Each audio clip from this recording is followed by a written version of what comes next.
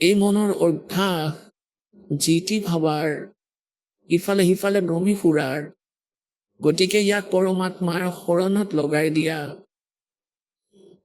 যি নাম গুৰুদেৱে দিছে তাৰ ওপৰত এই মনক লগাই থোৱা নহ'লে এই মনে কৰবাত নহয় কৰবাত এনেকুৱা স্কিম বনাব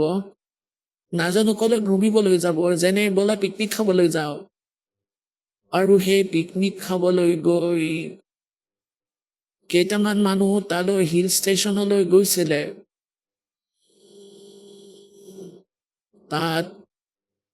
কেদাৰনাথৰ এটা ক্ষেত্ৰত আৰু তাত বেচেৰাকেইটাক মৃত্যুৱে পালে গতিকে কোৱাৰ ভাৱ এইটো যে এই মনক ভগৱানৰ জ্ঞানৰ বাবে স্মৰণত ভক্তিত প্ৰতিদিনৰ নিত্য নিয়মত লগাই থোৱা আৰু বাকী সময়ত নিজৰ সাংসাৰিক কামত নিৰ্বাহৰ কামৰ বাবে লগাই থোৱা তেতিয়াহে এই মনৰ সৈতে যেতিয়া আমি মনৰ লগত যুঁজিম তেতিয়াহে সফল হ'ব পাৰিম